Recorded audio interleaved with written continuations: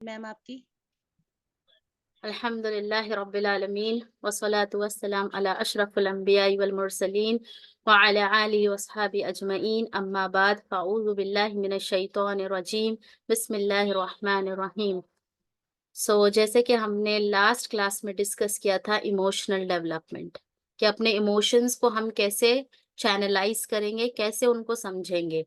और किसी ने लास्ट क्लास में क्वेश्चन किया था कि हमको अपने इमोशंस को कैसे पता चलेगा, कि हमको उसको कैसे कंट्रोल करना है, बेसिकली कैसे उसको चैनलाइज करना है। फॉर एग्जाम्पल, जैसे आपको बहुत ज्यादा गुस्सा आ रहा है, ये आपका इमोशन है। हमने पढ़े थे गुस्सा आना, खुश होना, उदास होना, ये सारे इमोशंस है जो कि हमने लास्ट क्लास में देखे थे। तो आप बहुत ज़्यादा आपको गुस्सा आ रहा है, तो आपको सोचना है, आपको अपने आप को सवाल करना है कि मुझे गुस्सा क्यों आ रहा है, ठीक है?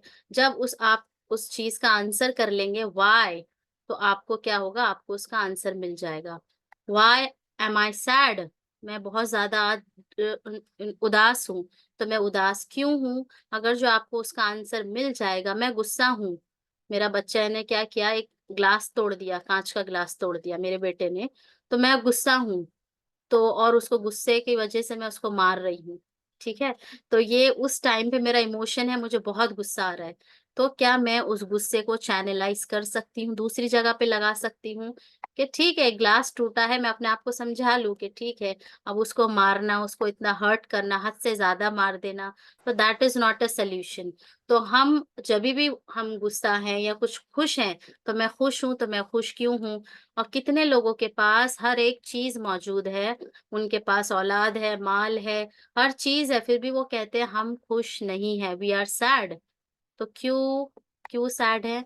तो उसका आंसर उनको नहीं पता है, व्हाई दे आर सैड, क्यों उदास है? उनके पास सब कुछ है, वो बोलते हैं हम डिप्रेशन में हैं। तो उनसे पूछा गया है कि क्यों डिप्रेशन में है? आपके पास तो सब कुछ चीज़ है, हर चीज़ आपके पास अच्छी है।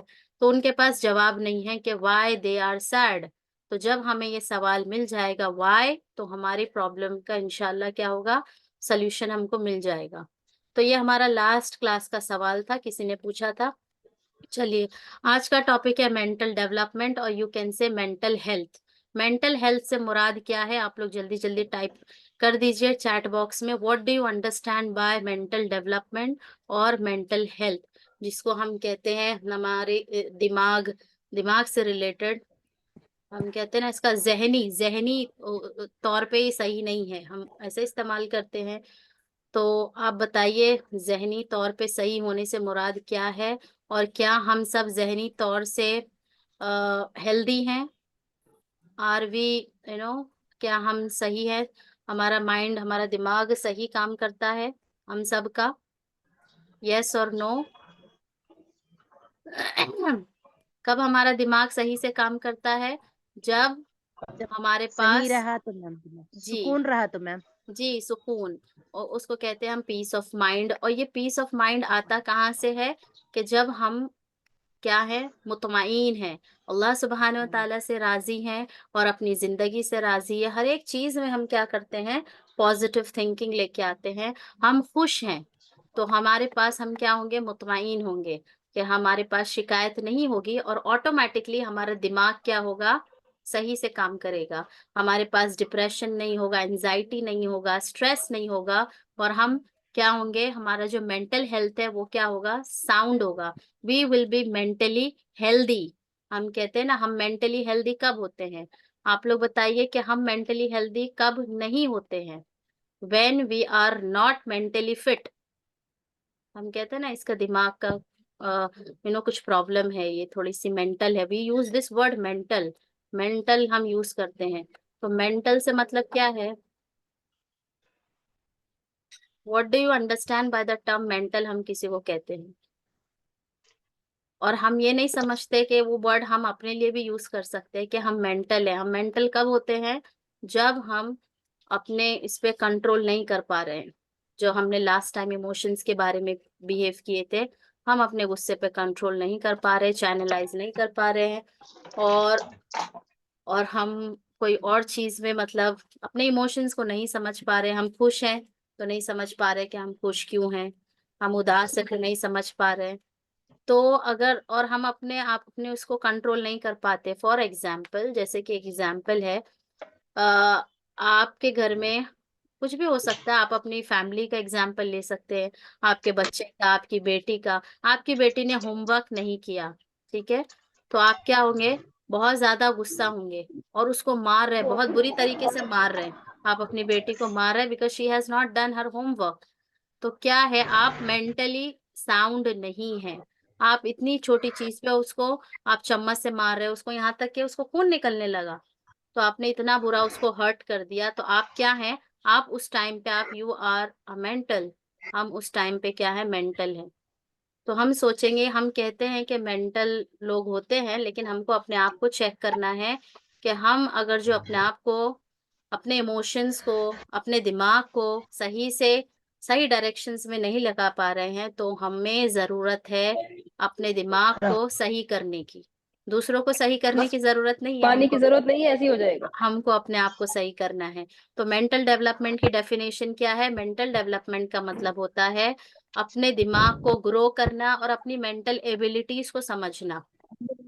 हमारा दिमाग किस तरीके पे काम करता है, हम क्या सोचते हैं और कैसे हम डिसीजन ले पाते हैं। कोई भी काम हमको मुश्किल गिरता है करने के लिए, या हम कोई भी फैसला नहीं कर पाते हैं, तो हमको समझ में आएगा कि हमारा जो ग्रोथ है बहुत ज्यादा क्या है, वीक है, हम मेंटली वीक है।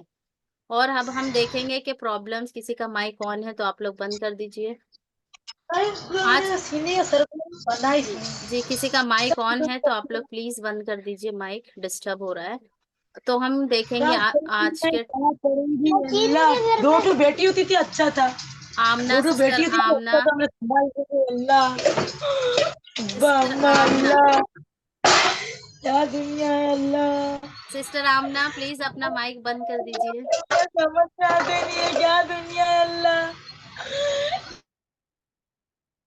अल्लाह ताला आपकी मुश्किल आसान करे। ठीक है, तो बहुत ज्यादा डिस्टर्ब हो रहा था क्लास में। तो मैं क्या कह रही थी, आज का जो टॉपिक है उसमें हम बात करेंगे कि कैसे, क्या क्या प्रॉब्लम हो सकते हैं हमारे मेंटल ग्रोथ में, हमारे मेंटल डेवलपमेंट को क्या क्या प्रॉब्लम्स आ सकते हैं और उसकी जरूरत क्या है। हम क्यों पढ़ रहे हैं, क्यों समझ रहे हैं कि इम्पोर्टेंस क्या है, क्यों समझना जरूरी है मेंटल डेवलपमेंट को। क्यों? क्योंकि अल्लाह सुब्हानहू व तआला, हर जगह आप कुरान उठा के देखें तो आपको कुरान में मिलेगा, अल्लाह ताला इंसान को कहता है दिमाग यूज करने। जो दिमाग दिया है अल्लाह ताला ने, उसको अल्लाह ताला कहता है कुरान में, अफला ताकिलून, अफला तदब्बरून। अल्लाह ताला जगह जगह कुरान में हमारा दिमाग इस्तेमाल करने को कहता है। और ये दिमाग हम इस्तेमाल कब कर सकते हैं? दिमाग इस्तेमाल कब कर सकते हैं? जब हमारा दिमाग क्या हो, सही हो, तभी हम उसको यूज कर सकते हैं, राइट। दिमाग को कब हम यूज कर सकते हैं? जब हमारा दिमाग सही हो।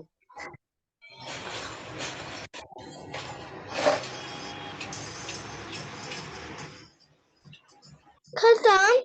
एक मिनट है, एक मिनट। किसी का माइक ऑन है तो आप लोग बंद कर दीजिए। और एक मिनट है, मैंने गलती होस्ट बना दिया, तो मुझे वापस से होस्ट को होस्ट बना दीजिए ताकि मैं स्क्रीन शेयर कर सकूं। ओके, तो हम बात कर रहे हैं कि अल्लाह पानी ताला जरा ने, फिर माइक किसी का ऑन हो गया है, प्लीज, डिस्टर्ब हो रहा है तो आप लोग।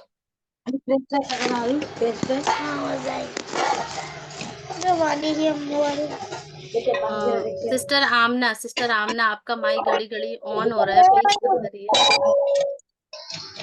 काला जरी में अल्लाह जीरा दुआ कर, अल्लाह जीरा मिला दो आसानी से। ओके, तो हम बात कर रहे हैं importance of mental development and personal growth. तो इसमें अल्लाह सुब्हान व तआला हमको कहते हैं कि हमको अपना दिमाग इस्तेमाल करना है। और दिमाग हम कब इस्तेमाल कर सकते हैं? कोई भी चीज आप कब इस्तेमाल कर सकते हैं? जब वो सही हो। हम पेन भी जब यूज करते हैं, जब पेन सही होता है, जब उसकी इंक खत्म हो जाती है या वो टूट जाता है तो हम उसको फेंक देते हैं, हम उसको यूज नहीं करते। कोई भी चीज हो, तो हमारा दिमाग जब सही होगा तभी हम उसको क्या कर सकते हैं, इस्तेमाल कर सकते हैं। तो अपने दिमाग को सही रखने के लिए हम देखेंगे हम क्या क्या करना है हमको। तो सबसे पहले उसका फायदा क्या है, दिमाग हमारा सही होगा तो हम इल्म हासिल कर सकेंगे। अगर जो हम मेंटली साउंड है। क्यों? क्योंकि अल्लाह सुब्हानहू व तआला कुरान में जगह जगह हमको इल्म हासिल करने के लिए, हमको पता है कि अल्लाह ताला ने इक़रा सबसे पहली सूरा जो नाजिल की है वो हमको इल्म हासिल करने के लिए अल्लाह ताला क्या कर रहे हैं, मोटिवेट कर रहे हैं, बता रहे हैं, समझा रहे हैं। तो हमको इल्म हासिल कब कर सकते हैं? जब हम मेंटली साउंड हो, हमारा दिमाग सही हो। और नबी सल्लल्लाहु अलैहि वसल्लम ने फरमाया कि हर एक इंसान पे, ये सही हदीस है इब्न माजा की, कि हर एक इंसान में इल्म हासिल करना क्या है? फर्ज है, चाहे वो मर्द हो, चाहे वो औरत हो। और फिर हमको इस्लाम में बताया गया है क्रिटिकल थिंकिंग। क्रिटिकल थिंकिंग क्या किसको बोलते हैं? जो हम आजकल अपने बच्चों को स्कूल में सिखाते हैं, हमारा जो एजुकेशन सिस्टम है कहीं का भी हो, उनको सिखाया जाता है think out of the box. आप साइंस में भी देखेंगे, साइंस में हॉट्स होते हैं और मेंटल मैथ्स होता है, मैथ्स में आपको देखेंगे तो मेंटल मैथ्स क्या करता है? Critical thinking. लेकिन हमको कुरान में अल्लाह सुब्हानहू व तआला ने जगह-जगह हमको बताया है कि कुरान पे हमको तदब्बुर करना है, तफक्कुर करना है, तज़क्कुर करना है कुरान पे। तो हमको क्रिटिकल थिंकिंग कौन बता रहा है? अल्लाह सुब्हानहू व तआला। और इंसान क्रिटिकल थिंकिंग कब कर सकता है? जब हमारा दिमाग जगह पर हो। हम कहते हैं ना हमारा दिमाग सही नहीं है। फिर इंटेलेक्चुअल ग्रोथ, हमको अपने आप को आगे बढ़ाना है। कैसे हम आगे बढ़ा सकते हैं? जैसे जहाँ हम कल थे, वहाँ हम आज खड़े रहना पसंद नहीं करेंगे। जैसे कि आप 18 इयर्स के हैं और जब आप 30 इयर्स के हो जाएँगे तो आपका जो मेंटल ग्रोथ है वो सेम नहीं होगा, आपका मेंटल ग्रोथ क्या होगा? और बढ़ गया होगा। आपके पास बहुत सारे एक्सपीरियंसेस होंगे, बहुत सारे एग्ज़ाम्पल होंगे लाइफ़ के, तो आपने इंटेलेक्चुअली अपने आप को क्या कर दिया है? ग्रो कर लिया है। और इज्तिहाद जो हम कहते हैं इस्लाम में, वो भी इंसान अपना दिमाग इस्तेमाल करके ही कर सकता है ना? तो हमको अपना दिमाग क्या करना है? इसलिए सही रखना है। फिर है इंटरपर्सनल रिलेशनशिप। ये कब हम लोगों के साथ अच्छा बिहेव कब कर पाएँगे? हुकूकल इबाद जिसको हम कहते हैं, ये हमारा दुरुस्त कब होगा? जब हमारा दिमाग हम मेंटली साउंड है। अगर जो आपके दिमाग में कुछ प्रॉब्लम है, हम सही से डिसीज़न नहीं ले पा रहे, छोटी-छोटी बातों में हम गुस्सा कर देते हैं, किसी को भी झिड़क देते हैं और कोई भी चीज़ पे चिल्लाने लगते हैं और कभी भी गुस्सा हो जाते हैं, कभी भी खामोश हो जाते हैं, कभी किसी से 2 दिन बात करना बंद कर देते हैं और कभी भी अपने आप में मुस्कुराने लगते हैं। मतलब हमारे दिमाग में हमारा हम मेंटली साउंड नहीं है, तो क्या आपको लगता है, आप लोग चैट बॉक्स में बताइए कि आपको लगता है फिर हम हुकूकुल इबाद सही तरीके से कर पाएँगे या हुकूकुल्लाह भी हम सही तरीके से अदा कर पाएँगे अगर जो हमारे ये सारे के सारे प्रॉब्लम्स हमारे दिमाग में हैं? नहीं कर पाएँगे, राइट? हम ना तो हुकूकुल इबाद कर पाएँगे और हुकूकुल्लाह करने में भी हमको बहुत ज़्यादा तकलीफ़ होगी। हम अपने आप को एकदम अकेले रखना पसंद करते हैं। हम कहते हैं हम डिप्रेशन में हैं, हम एंग्ज़ायटी में हैं। तो जो इंसान डिप्रेशन में होगा उसको कुछ अच्छा नहीं लगेगा। ना तो उसको किसी से बात करना अच्छा लगेगा, ना वो जो काम एन्जॉय करता था किचन में खड़े होके कुकिंग एन्जॉय करता था, वो कुकिंग भी नहीं अच्छा लगेगा। ना उसको किसी से मिलना अच्छा लगेगा, ना उसको बाहर घूमने जाना पसंद था, उसको वो भी अच्छा नहीं लगेगा। क्यों? क्योंकि उसका दिमाग सही नहीं है। तो हमको चाहिए कि हम अपना दिमाग सही रखें। क्यों? क्योंकि हमको हुकूकुल्लाह और हुकूकुल इबाद अंजाम देने हैं।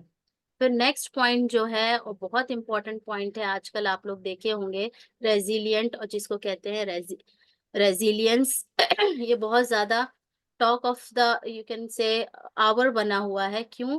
क्योंकि इंसान अडैप्ट नहीं कर पा रहा है अपने आप को। चलिए आपके आपके घर में क्या हो रहा है, प्रॉब्लम हो रही है, आपके आपके हस्बैंड की जॉब चली गई है, ठीक है? तो आप उस चीज़ को कोप अप नहीं कर पा रहे हैं। उस जॉब जाने से क्या हो रहा है, घर में बहुत ज़्यादा टेंशन है, बहुत लड़ाई हो रही है, आपके मेंटल हेल्थ खराब हो रहा है और आप उस चैलेंज को एक्सेप्ट नहीं कर पा रहे हैं। उस चैलेंज को फेस नहीं कर पा रहे हैं। तो हम क्या हैं, हम रेज़िलिएंट नहीं हैं, हम इक्विप्ड नहीं हैं। तो हमको बच्चों को भी बचपन से यही सिखाना है कि how to face life challenges. आपको हर चीज़ आपने बच्चों को अच्छी दे दी बचपन से, जब उनके पास वो चीज़ें नहीं होंगी, मटेरियलिस्टिक बना दिया बच्चों को, मोबाइल देना, ये देना, हर चीज़ लग्ज़री दे दी और एक वक़्त ऐसा आएगा जब उनके पास वो सब चीज़ें नहीं होंगी, and what will happen, they will not be able to understand the new challenges. उनको नहीं समझ में आएगा, and they will be not able to understand new challenges, and they will not ready नहीं होंगे उस चीज को एक्सेप्ट करने के लिए। उनके पास में नहीं होगा, कोई भी चीज नहीं होगी कि उस चीज को वो एक्सेप्ट कर पाए। तो हमको बच्चों को बचपन से स्ट्रांग बनाना है। You should say no. अपने बच्चों को नो बोलना भी सीखिए। हमेशा यस यस नहीं बोलना। अम्मी पैसा दे दो, अम्मी घूमने जाना है, अम्मी न्यू फोन चाहिए, अम्मी न्यू कपड़े चाहिए, फ्रेंड्स के साथ पार्टी करने जाना है। एवरी टाइम आप yes yes yes yes yes बोल रहे हैं, तो बच्चे को नहीं पता है कि नो का मतलब क्या होता है। तो ये हम हमारी पेरेंटिंग में है कि हम बच्चों को सिखाएं बचपन से स्ट्रांग बनना, और उनको मटेरियलिस्टिक नहीं बनाना है। हम अपने छोटे बच्चों को क्या करते हैं, उनको ब्रांड कॉन्शियस बना दे रहे हैं। हम सिर्फ पूमा के शूज देंगे अपने बच्चों को, तो बचपन से हमने उनको सारी ब्रांड्स दे दी। क्या आप समझते 3 साल का बच्चा ब्रांड पहनने के लायक है? आपके अलग अलग एक्सपीरियंसेस हो सकते हैं और आप मुझसे डिफर भी कर सकते हैं। मैं ऐसा नहीं बोल रही हूँ कि जो बात मैं बोल रही हूँ आपको मुझसे अग्री करना है, लेकिन आप सोचिए 3 साल का बच्चा है, हम उसको सिर्फ ब्रांड कॉन्शियस बना दे रहे हैं, हम उसको हर चीज ब्रांडेड ला के दे रहे हैं। और जब वो बच्चा बड़ा हो रहा है, 4 इयर्स, 5 इयर्स, 10 इयर्स का, चलिए अब वो 14 इयर्स का हो गया, और आप अब उसको नहीं दे पा रही हैं ब्रांड, क्या प्रॉब्लम होगी आप खुद सोच सकते हैं। तो बच्चों को मटेरियलिस्टिक नहीं बनाना है। आपको पेन मिलेगा तो आप खुश होंगे? नहीं। आपको मोबाइल फोन मिलेगा तो आप खुश होंगे? नो। बच्चों को मटेरियलिस्टिक चीजों से खुश नहीं करना है। दैट इज व्हाट हम उनको लाइफ के जो भी प्रॉब्लम्स हैं उनको फेस करना सिखा रहे हैं। नेक्स्ट है, बहुत सारे इंपॉर्टेंस है मेंटल हेल्थ के, हम थोड़ा सा उसको क्विक में करेंगे। क्वालिटी ऑफ लाइफ हमारी इम्प्रूव हो जाती है, हम खुश रहना सीखते हैं, और हम हर छोटी चीज में खुश हो सकते हैं। किसी ने मुझे कहा कि आप अच्छी लग रही हैं तो मैं खुश हो जाऊंगी, और किसी ने आपको आपको कुछ भी कॉम्प्लीमेंट दिया, कितने लोग ऐसे होते हैं आप उनको कॉम्प्लीमेंट दे रहे हैं कि आप बहुत अच्छी लग रही हैं। सो दे आर लाइक एक्सप्रेशनलेस, उनके पास कोई एक्सप्रेशन नहीं है। आप उनको बोल रही हैं आप अच्छा, आपने अच्छा खाना बनाया, तो दे आर लाइक के ठीक है। तो हमको क्या करना है, छोटी छोटी चीजों को एंजॉय करके उसमें क्या करना है, खुश रहना है। खुश रहना सीखिए, तो हमको हम लाइफ को अप्रिशिएट कर पाएंगे। फिर नेक्स्ट है सोशल एंड इकोनॉमिक इम्पैक्ट। हमारा जो मेंटल हेल्थ है हम उसको आगे देखेंगे कि कैसे उसके दूसरी चीजें उसके ऊपर डिपेंडेंट है। जैसे फिजिकल हेल्थ है, अगर जो हम फिजिकली फिट नहीं है, हमें नींद नहीं मिल रही है 8 आवर्स की या 7 आवर्स की, आप सो नहीं पा रहे, तो आपका मेंटल हेल्थ खराब हो जाएगा। तो हम इसको बाद में देखेंगे पॉइंट वो। आपके इमोशंस सही नहीं है, आप मैनेज नहीं कर पाते अपने इमोशंस को, तो आपका मेंटल हेल्थ खराब हो जाएगा। So these things are like interdependent. Last time हमने इमोशंस के बारे में किया था, तो इमोशंस डिपेंडेंट है मेंटल हेल्थ के ऊपर, और मेंटल हेल्थ डिपेंडेंट है इमोशंस के ऊपर, और फिर मेंटल हेल्थ डिपेंडेंट है फिजिकल, हम देखेंगे फिजिकल एस्पेक्ट पे, और सारी की सारी चीजें बनती है स्पिरिचुअल। हम उसको लिंक करेंगे जब हम नेक्स्ट टॉपिक करेंगे।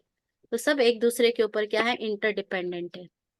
फिर हम नेक्स्ट पॉइंट देखेंगे, अगर जो आपका दिमाग सही नहीं है, जगह पे नहीं है, आप सिर्फ अपने आप को डिप्रेशन में देख रही हैं, वो प्रॉब्लम इतनी बड़ी नहीं है।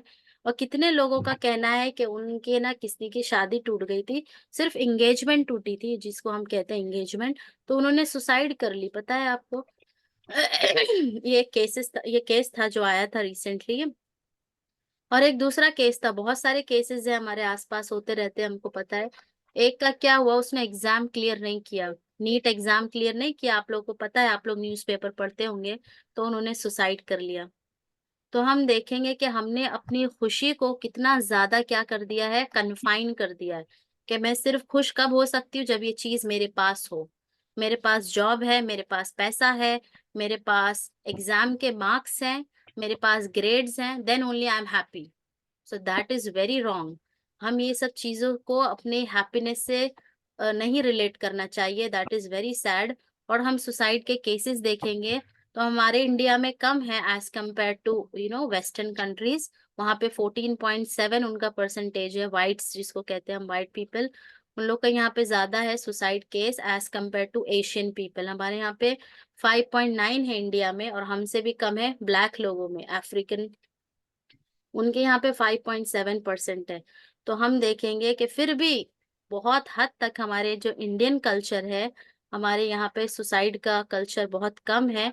वहाँ पे तो छोटी-छोटी बातों पे लोग सुसाइड कर लेते हैं, लेकिन अल्लाह का शुक्र है कि अभी ये इतना चीज़ें ज़्यादा हमारे यहाँ पे आम नहीं हुई हैं। बहुत ज़्यादा मतलब लोग इस चीज़ के लिए आगे जल्दी नहीं जाते हैं, लेकिन जो लोग जाते हैं अल्लाह सुब्हान व तआला उनकी हिफ़ाज़त करे, हमारी हिफ़ाज़त करे इस चीज़ से। और सुसाइड कोई चीज़ का सॉल्यूशन नहीं होता है। और इस्लाम में हमको पता है कि अल्लाह सुब्हान व तआला ने हमको ज़िंदगी दी है और सिर्फ़ अल्लाह सुब्हान व तआला ही उसको ले सकता है। और जो भी हम सुसाइड करेंगे हम में से या हमारे कहीं पे भी, वो क्या है, हराम होता है सुसाइड करना, है ना? ये बहुत बुरी चीज़ है, इसको अल्लाह ताला बिल्कुल पसंद नहीं करते। और ये क्या है, जहन्नम में भी उसको उस तरीके का ही अज़ाब होगा जिस तरीके से वो दुनिया में सुसाइड करके मरा होगा। तो अल्लाह सुब्हान व तआला हमारी सबकी, हम सबकी हिफ़ाज़त करे इस चीज़ से। फिर हम अगर जो हम मेंटली साउंड है, हमारा दिमाग जगह पे है, तो हमारे पास स्ट्रेस नहीं आएगा। बहुत जल्दी हम स्ट्रेस आ जाता है। कोई भी चीज़ को लेके मुझे कल है ना एक प्रेज़ेंटेशन देना है, तो मैं इतना ज़्यादा स्ट्रेस आ जा रहा है मेरे पर। नो, हम स्ट्रेस फ्री होंगे। कल मेरा एग्ज़ाम है, तो मेरे पास इतना स्ट्रेस नहीं होगा, मैं मेंटली साउंड हूँ। पॉजिटिव इमेज होगी, आप अपने बारे में अच्छा सोचेंगे, आपके रिलेशनशिप अच्छे होंगे आपके फैमिली मेंबर्स के साथ, आपके बच्चों के साथ, आपके घर वालों के साथ। आप प्रोडक्टिव काम करेंगे, आप सिर्फ टाइम पास नहीं करेंगे और ना ही टाइम वेस्ट करेंगे। और आपकी क्वालिटी ऑफ लाइफ क्या होगी, बहुत अच्छी होगी। और आपको मेंटल डिसऑर्डर्स नहीं होंगे। मेंटल डिसऑर्डर्स हम देखेंगे क्या-क्या होते हैं, आप लोगों ने अभी बताए थे। मेंटल डिसऑर्डर्स वापस से बता दीजिए, क्या-क्या मेंटल डिसऑर्डर्स होते हैं? डिप्रेशन, एंग्ज़ायटी, स्ट्रेस, बहुत सारे, ये सारे के सारे आपको नहीं होगी। क्यों? क्योंकि आप मेंटली साउंड है, आपका दिमाग सही चलता है, आप मेंटली साउंड है।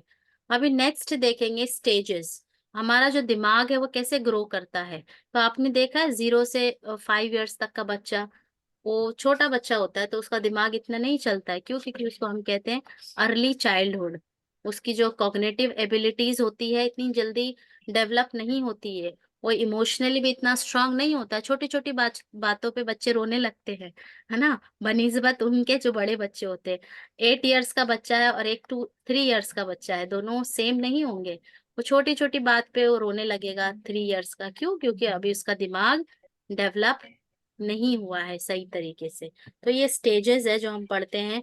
फिर आता है मिडल चाइल्डहुड, जो 6 टू 12 इयर्स तक होता है। धीरे-धीरे बच्चा इसमें स्ट्रॉन्ग होने लगता है और एक्सप्रेशंस भी आ जाते हैं उसके पास। फिर आता है एडोलसेंस, जिसको हम टीनेजर कहते हैं, 13 टू 19 इयर्स। ये एक ऐसी, इसके बारे में थोड़ा ज़्यादा बात करेंगे। ये एक ऐसा ट्री है जो ज़मीन में क्या है, अपनी शाखें, मतलब वो एक दरख्त बन चुका है। जब 13 इयर्स का बच्चा होता है, तो वो अपने क्या रूट्स छोड़ देता है। वो अब एक प्लांट नहीं है जिसको आप इज़िली यहाँ से उखाड़ के यहाँ पे खड़ा कर देंगे। बहुत सारे क्लाइंट्स बोलते हैं कि हमारा बच्चा है ना, अब हमारी बात नहीं सुन रहा है, वो 14 इयर्स का हो गया है। तो 14 इयर्स का बच्चा बिल्कुल भी आपकी बात नहीं सुनेगा। क्यों? क्योंकि अब वो एक पेड़ बन चुका है, वो एक टीनेज में आ चुका है। और ये जो हमारा पेरेंटिंग स्टाइल होता है, जो स्कॉलर्स कहते हैं कि हमको 0 टू 7 इयर्स तक ही बच्चों को क्या करना है, उनको प्यार करते हैं हम, उनको पैम्परिंग करते हैं, उनको फ्लावर की तरह ट्रीट करते हैं, treat them as a flower, है ना? ये स्कॉलर्स कहते हैं, जो पेरेंटिंग कोचेज़ हैं वो कहते हैं कि 0 टू 7 इयर्स तक के बच्चों को फूल की तरह आप ट्रीट करें। और 7 टू 14 इयर्स तक के बच्चों को आप टीच करें मतलब उनको पढ़ाएँ, 7 टू 14 इयर्स। और 14 इयर्स के बाद आप अपने बच्चों को सिर्फ एडवाइस करें, बेटा ये जो आप कर रहे हो क्या ये सही है? आप उनको है ना टीच मत करिए, आप उनको पढ़ाइए मत 14 साल के बच्चों को, वो आपकी बात बिल्कुल नहीं सुनेंगे। आपको जो काम करना था, आपको करना था 7 से 14 साल की उम्र में। अगर जो ये 7 से 14 साल की उम्र निकल चुकी है और आप उनको अब टीच कर रहे हैं, वो एक दरख्त बन गया है और आप दरख्त को उखाड़ के दूसरी जगह लगाना बहुत मुश्किल है। अगर जो हमारे बच्चे बिगड़ चुके हैं, गलत रास्ते पे जा चुके हैं, तो आप उनके लिए खूब दुआएँ करिए।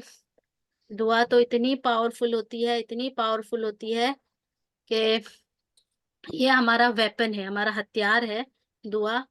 दुआ से क्या है, मुझे एक प्यारी सी स्टोरी याद आ गई है दुआ से ऊपर, जो हम टीनेजर के बारे में बात कर रहे हैं। तो ये दुआ के बारे में क्या है, एक आप लोगों को पता भी होगा, मैं शॉर्टली आप लोगों को बताती हूँ। एक छोटा बच्चा रहता है, उसको कोई हार्ट की प्रॉब्लम होती है, और उसके माँ बाप का इंतकाल हो चुका होता है, और वो अपनी दादी के पास रहता है बच्चा। किसी का माइक ऑन है? किसका माइक ऑन है? ओके, ठीक है। तो ये मैं स्टोरी बता रही थी, एक बच्चा था, तो उसका हार्ट में कुछ प्रॉब्लम होती है। उसको डॉक्टर्स कहते हैं कि सिर्फ वो फला फला डॉक्टर है, डॉक्टर जीशान नाम है, और ये रियल स्टोरी है। आप लोगों को पता भी होगा कि डॉक्टर जीशान है जो ही इनका इलाज कर सकेंगे। कितनों को पता है चैट बॉक्स में लिख दीजिए, कितनों को पता है तो मैं बहुत जल्दी से बताऊंगी, बिकॉज थोड़ा सा आउट ऑफ द टॉपिक है ये। तो वो क्या कहते हैं कि इनको सिर्फ वही जो डॉक्टर हैं वही इनको ट्रीट कर पाएंगे। तो डॉक्टर जीशान एक इम्पोर्टेंट अपने कॉन्फ्रेंस में जाते होते हैं, अचानक से क्या होता है, प्लेन लैंड करने लगता है। क्यों? क्योंकि बहुत ज्यादा मौसम खराब होता है, बाहर बहुत तेज बारिश होती है। तो कोई दूसरे कंट्री जाते होते हैं डॉक्टर जीशान प्लेन से, तो अचानक लैंड करते हैं वो। और अचानक लैंड करने के बाद जब वो देखते हैं कि मुझे कहाँ जाना है, तो भी उनकी मंजिल बहुत दूर होती है। तो वो क्या करते हैं, एक टैक्सी ड्राइवर को पकड़ते हैं, और टैक्सी ड्राइवर उनको बोलता है मैं आपको 3 to 4 आवर्स में वहां पे पहुंचा दूंगा। तो जब वो टैक्सी में बैठते हैं, तो टैक्सी वाला जाता है, और फिर क्या करता है, थोड़ा दूर चलता है, वो रास्ता भूल जाता है। और टैक्सी वाला कहता है कि मैं तो रास्ता भूल चुका हूँ, तो मैं आपको यहीं छोड़ सकता हूँ, इससे आगे मैं नहीं जा सकता। तो टैक्सी वाला उनको वहीं उतार देता है, और फिर वो आगे जाते हैं। और जब आगे जाके देखते हैं तो क्या दिखता है उनको, एक घर दिखता है जिसमें वो बूढ़ी औरत है, वो कहती है अंदर आ जाइए, उसको उनको चाय नाश्ता देती है, जो भी है उसके पास रहता है। फिर वो बच्चे को देखते हैं, कहते हैं ये छोटा बच्चा यहाँ पे कैसे है? तो उन्होंने कहा कि ये बच्चा बीमार है, इसके माँ बाप नहीं है, इनको ऑपरेशन की जरूरत है, मेरे पास कुछ भी नहीं है। मैं सिर्फ दुआ करती हूँ अल्लाह सुब्हान व तआला से कि वो डॉक्टर मेरे पास आ जाए। तो वो कहते हैं सिर्फ वही उनका ऑपरेशन कर कर सकते हैं। तो वो कहते हैं कि मैं ही वो डॉक्टर हूँ। तो ये है ना, और उनका वो फिर उनको ट्रीट करते हैं। तो ये हम देख सकते हैं कि जो पावर ऑफ दुआ है, आपके बच्चे गलत रास्ते पे हम बोल रहे हैं जा चुके हैं, बहुत ज्यादा दुआ करिए और इसको कमतर नहीं समझिए। आपके बच्चे आपकी बात नहीं सुन रहे हैं, रब्बना हब लना कसरत से पढ़िए, चलते फिरते पढ़िए, इंशाल्लाह दैट विल वर्क। नेक्स्ट है 41, 20 to 40 ईयर्स। इसमें हम क्या करते हैं, रिलेशनशिप होता है, शादी होती है, जॉब होता है, ये सब होता है जिसको हम अर्ली अडल्टहुड कहते हैं।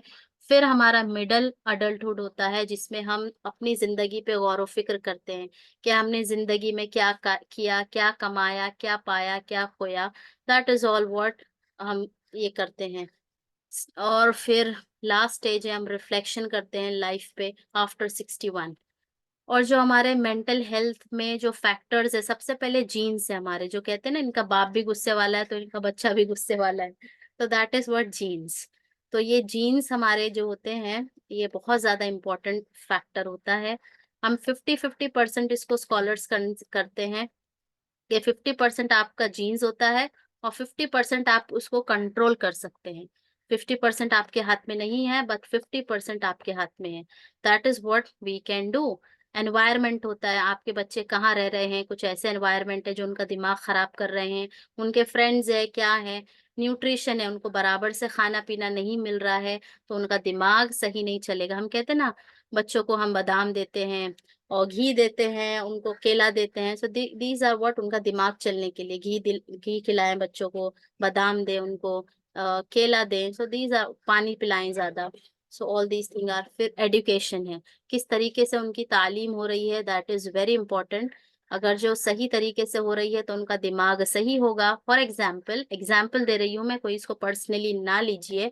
जो बच्चे कॉन्वेंट स्कूल में पढ़ते हैं, मैंने बहुत सारे बच्चे देखे हैं, और मैंने फ्रेंड्स भी देखे हैं मेरे जो बच्चे कॉन्वेंट स्कूल में पढ़ते हैं, उनका दिमाग जो होता है वो बहुत ज्यादा मेंटली डिस्टर्ब होते हैं। उनको यही नहीं समझ में आता कि वो है कौन। क्या वो मुसलमान है, क्या वो कौन है, दे आर कंफ्यूज्ड, बहुत ज्यादा उनको कंफ्यूजन होती है, उनको बचपन से वही सिखाया जाता है।